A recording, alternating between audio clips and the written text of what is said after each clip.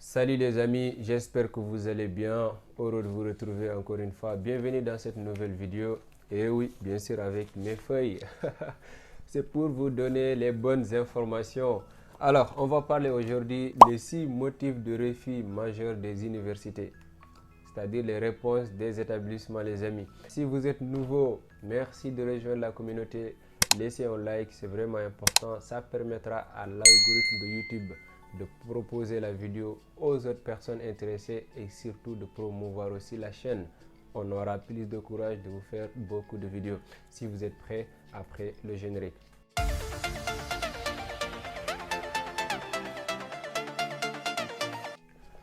Motif numéro 1, niveau insuffisant. C'est-à-dire que vous n'avez pas le niveau de venir étudier à l'université. C'est pas toujours vrai, hein.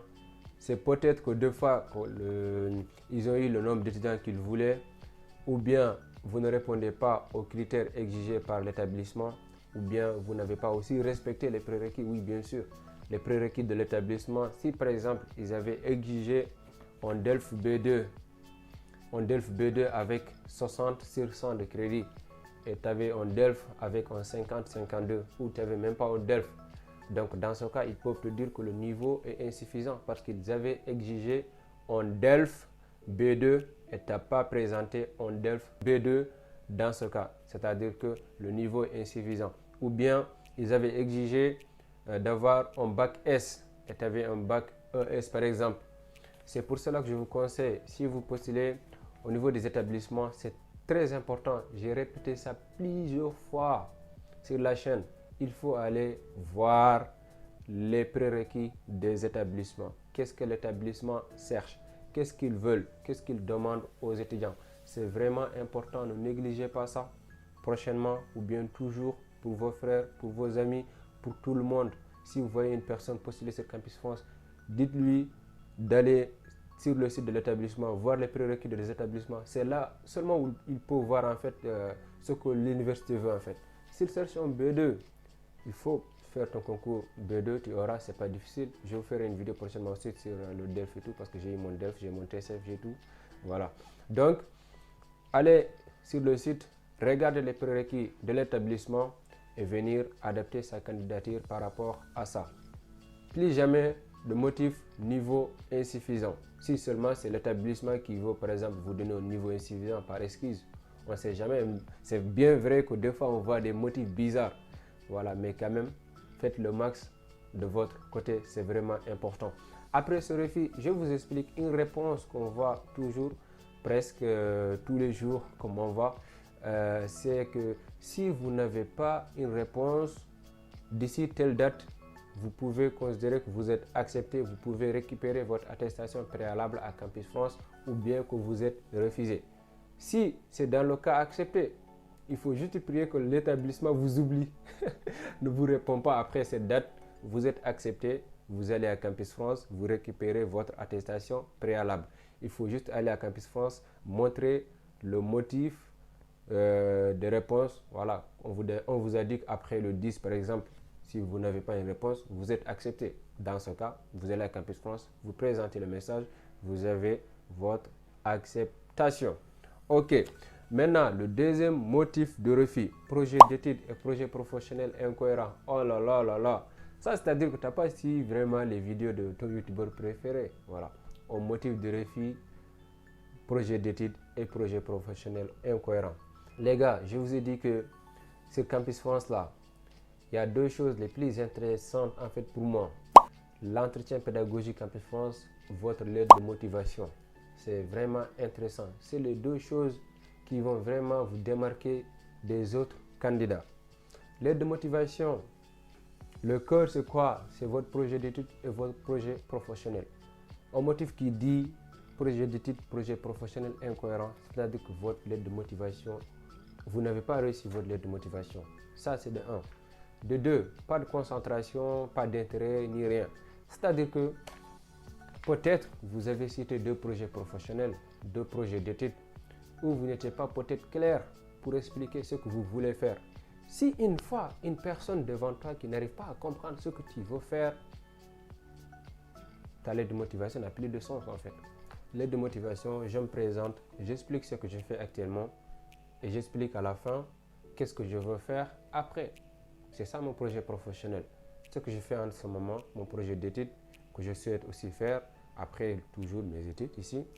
Et après, ce que je souhaite faire dans le monde professionnel, mon projet professionnel, c'est-à-dire le niveau de travail, je veux me spécialiser en quoi, je veux postuler en quoi. C'est vraiment intéressant.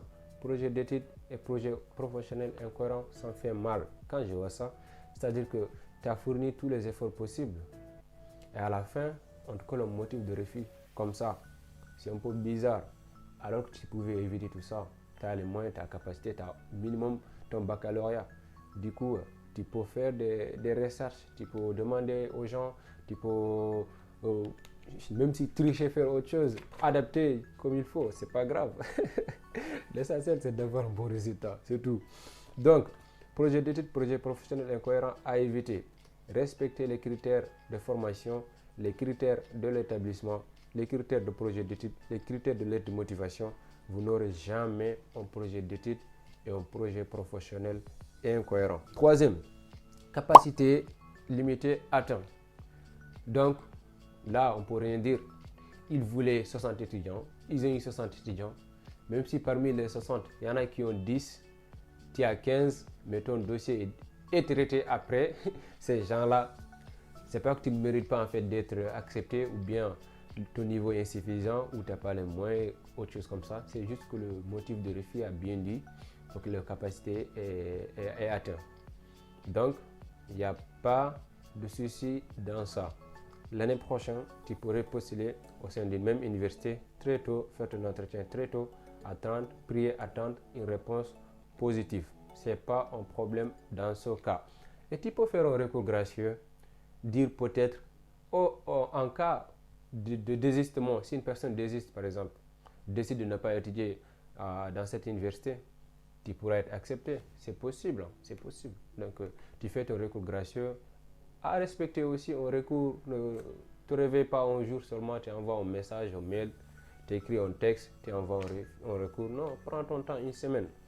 Tu fais des recherches, tu demandes à tout le monde comment tu fais ton recours, comment tu avais fait. En fait, c'est comme ça. Dans la vie, on apprend. On ne finit pas d'apprendre. Moi aussi, je suis comme ça. Avant que je commence à faire des vidéos, je buguais. Je continue à bugger toujours, c'est pas grave, parce qu'on apprend. Dans la vie, c'est comme ça. On fait des erreurs. Quand on est conscient, on grandit. C'est comme ça la vie. Donc, apprenez. Ne soyez pas pressés, ne soyez pas peur. C'est comme ça la vie. On est là pour apprendre, en fait, jusqu'à la mort. On arrêtera d'apprendre quand, je sais pas, on partira un jour, c'est tout.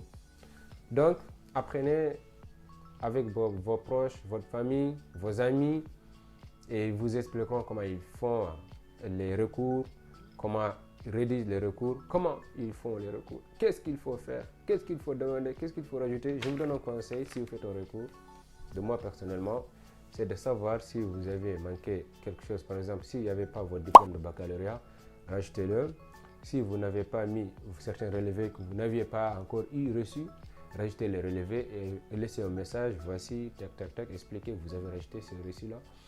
Et aussi, expliquez que vos motivations, vos sentiments, votre intérêt à la formation et à l'université, après par exemple le retour des anciens étudiants, que c'est bien passé avec eux, l'école aide les étudiants et tout.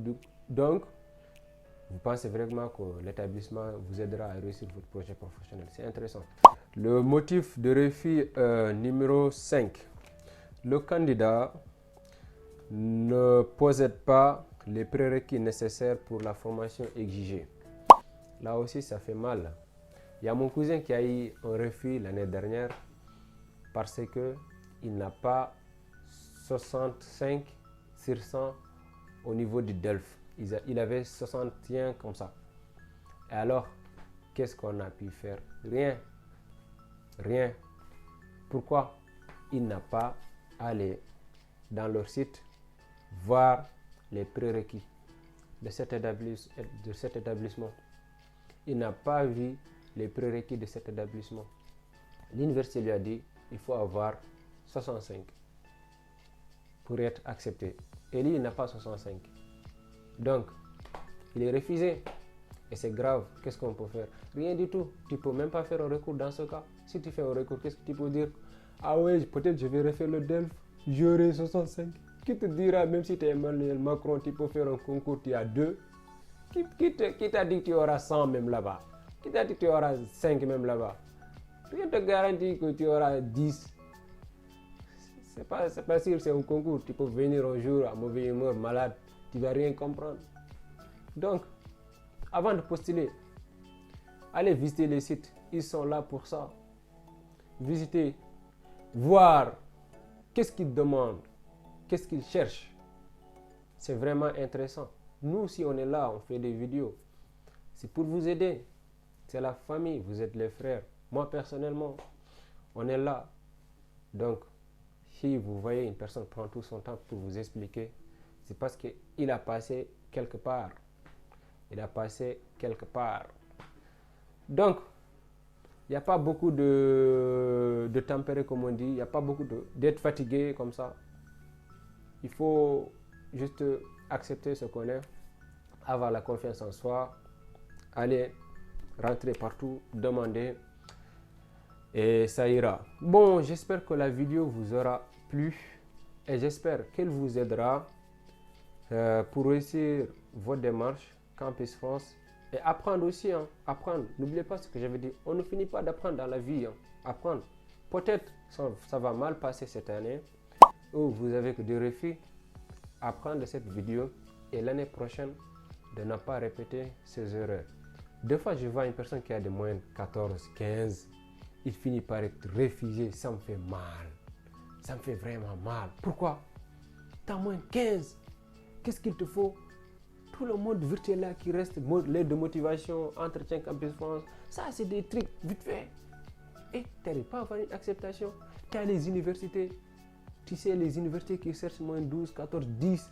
Tu sais, les universités qui acceptent beaucoup, parce qu'on a déjà cité beaucoup d'universités qui acceptent. Et tu sais comment chercher les informations. Tu as monsieur Google, tu as ton youtubeur préféré. Mais je ne comprends pas. Les amis, n'hésitez pas si vous avez des questions. Posez-moi ça en commentaire, s'il vous plaît.